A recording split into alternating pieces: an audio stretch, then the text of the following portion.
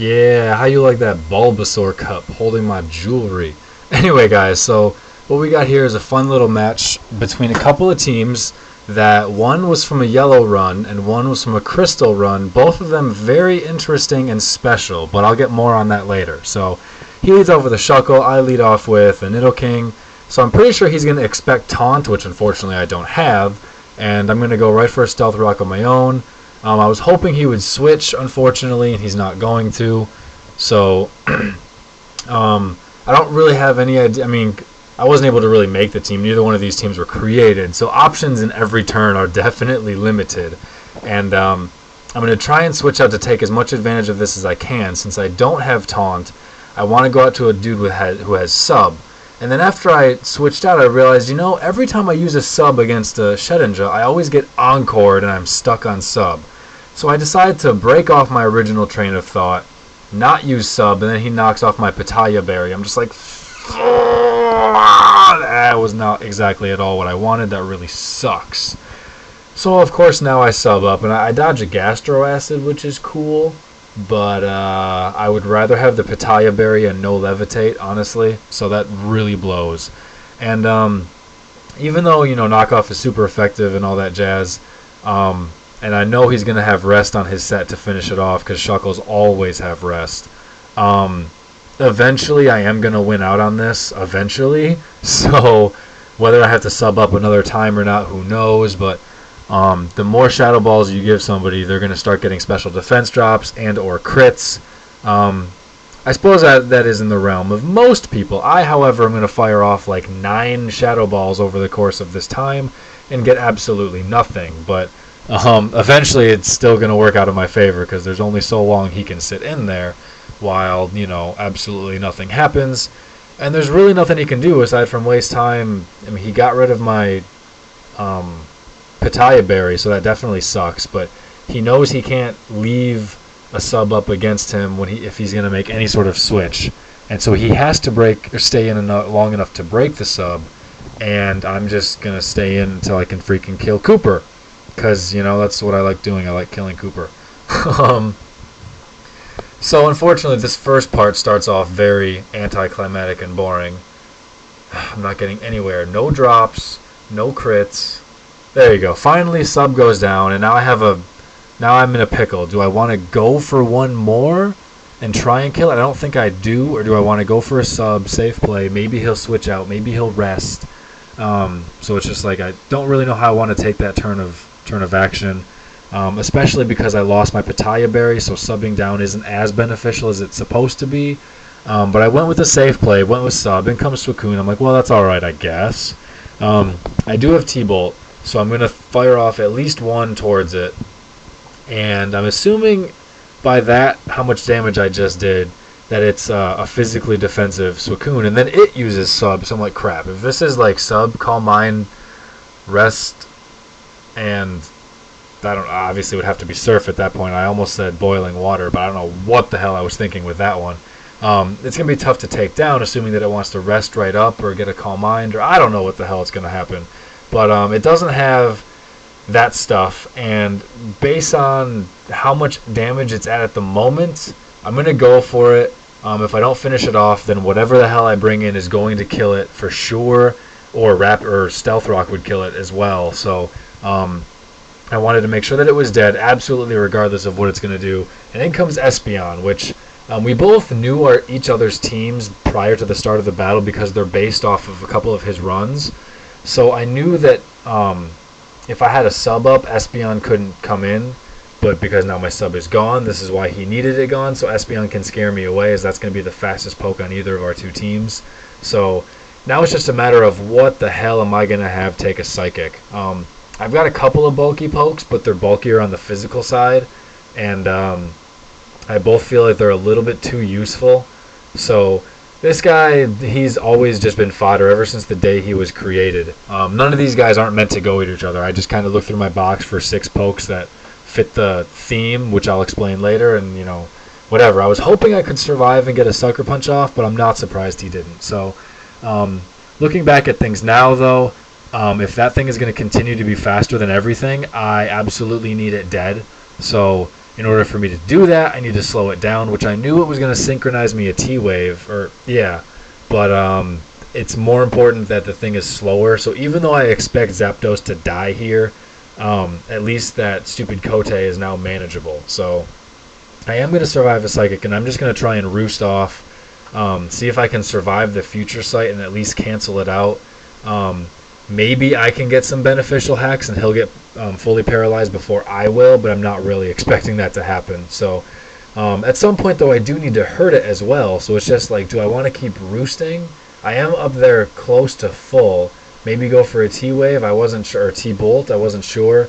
But I needed to get at least one hit on there. I did know that. And I figured if I am going to go down to a Psychic and Future Sight, then I wanted to make sure I get the damage on there first. So it ended up working perfectly that he was fully paralyzed before I was.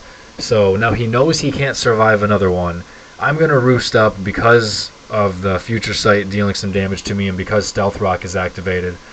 He ends up going out to a ground type, so that's fine. He predicted a T-Bolt for the kill, but it didn't quite work out for him that way. And I know he's going to use some sort of move that really hurts a lot, and I'm not going to be happy about. So I'm going to have to switch out. It's just a matter of what to. Because neither one of these teams really has guys that are meant to take hits. So I go over to Lich pretty much just as fodder because I'm thinking Kote is now paralyzed.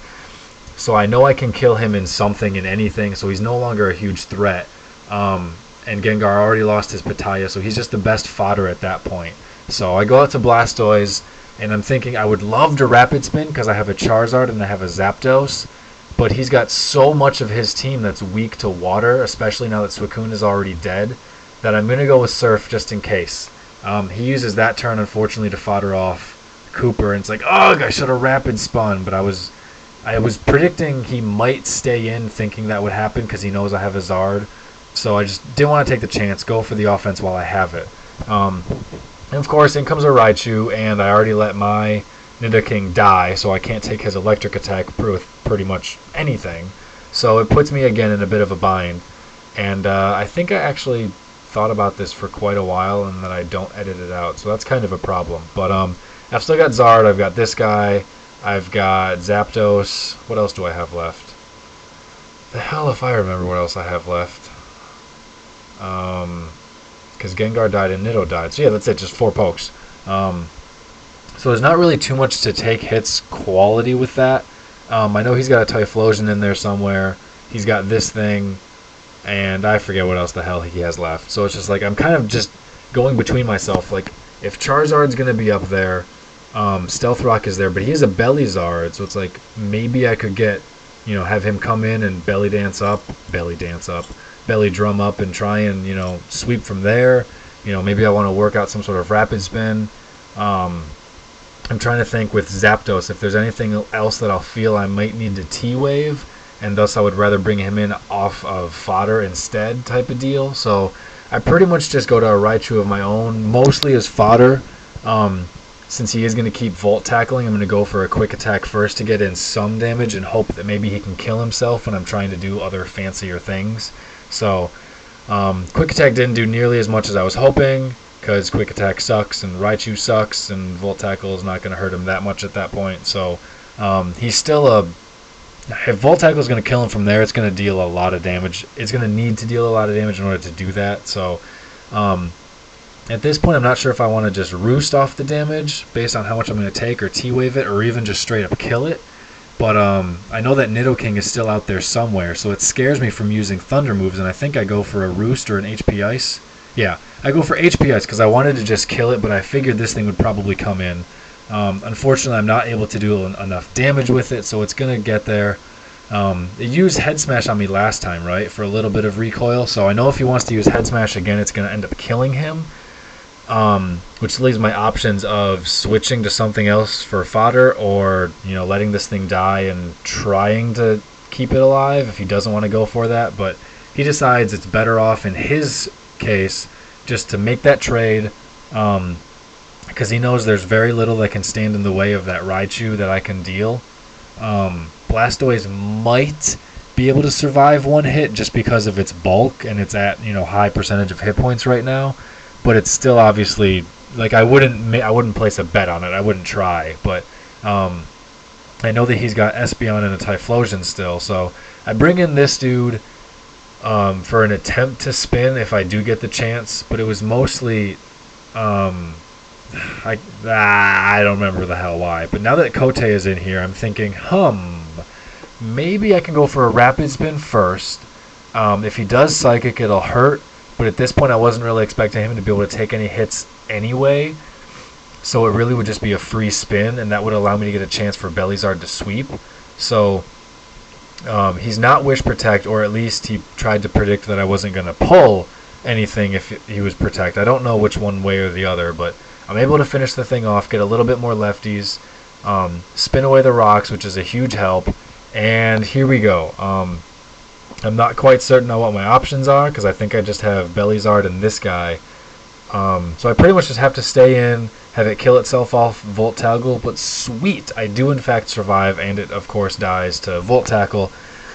So now it's just a matter of, he's got Typhlosion, what is he going to do? Like, am I better off switching to Charizard, trying to take a hit, have it activate Salic, and then try and kill? Or am I better off bringing it in on nothing, trying to substitute up, and stuff like that, trying to get Salic? The whole point is, like, I'm trying to get Salic up. I don't know if he is Scarfed or not, at least not yet at the moment. So I really just, I don't know which poke I would rather have take this first hit, because at this point I either need to have Blastoise survive, or have Salic Berry activate on Charizard, but it ends up not mattering. He must have been choiced in some way, shape, or form, and was trying to go for a flinch there. He had no way to kill Charizard outside of Rock Slide, so sweet. I'm able to pull that game out, and just a little bit of introduction. These two teams that were built were based off a couple of runs of his, in which he used no Pokecenters and no Pokemarts, or no buying period, no vending machines, anything like that. He did a run of Yellow and a run of Crystal, and the team I used was his team from Yellow, with the exception that I didn't own a Hitmonchan, so I swapped that out for a Squirtle that he used at some point. So it's not quite the same thing. We tried to take it with his Elite Four Hall of Fame teams, and he used the team that he had in Crystal. So they were both some very interesting runs, a little slow at some point, but if you think the concept of beating a game with no Pokecenters and no Pokemarts is interesting, maybe go check it out. Anyway, guys, I got a new computer, so I've moved back upstairs. It's Windows 7 instead of XP, so Movie Maker is worthless because the one on XP is awesome and the one on 7 is a complete waste of time. So I'm in the midst of using a lot of new programs and a lot of new hardware. I had some issues focusing the camera because, like, you know how if you have a video and you go full screen, it makes it fuzzier? Well, the preview on the webcam was bigger this time, so I couldn't tell if it was focused or not, and I have no idea, so I really just guessed and hoped it was in focus, that it wasn't terrible. And I'm trying to learn new recording software and all sorts of other stuff, and my normal mic that I use doesn't work on this computer, so I have to send it in and get it replaced, so now I'm back to this webcam, which half the time made really bad audio and half the time was okay, so I have no idea what you guys are getting. I really don't. But just work with me on this a little bit. That's one reason there hasn't been any battles, because there's just so much crap that I'm just trying to figure out and try to make it work, and it's not as simple or as easy as I was hoping and expecting. So I'm still going through a couple of issues with that. But as far as, you know, whatever, I suppose things are going okay. This computer has just been giving me hell for a while. Why is this repeating? Like, I was expecting just a black screen. Whatever. See, that's what I don't understand. With Movie Maker, even though it was simple and basic and amateur, like, those aren't downsides. Like, I was able to click something, see a visible change, and know exactly what was going to change, based on what I clicked on. And with some of this new stuff, like, I got Sony Vegas now, it's just like, I don't know. It's way more complex than I need, and stuff just doesn't necessarily work the way I expect it to when I click a button. So anyway, lost on a tangent, but yeah, I've just been having major issues with the computer in general. Like, it came to me broken, and a piece was uninstalled, and so that was really, really aggravating, and there was nothing I could do aside from send it in and not have it for another month and a half. And I have a couple of extra cathode lights here in the case, and one of them started a fire in my computer earlier this week, and it's just like, come on.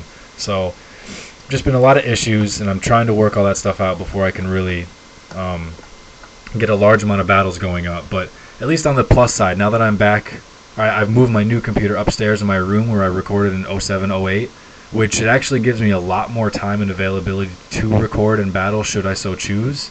So hopefully if I can figure everything out, it might end up able to meaning more. So we'll find out. I'm still working on all that crap.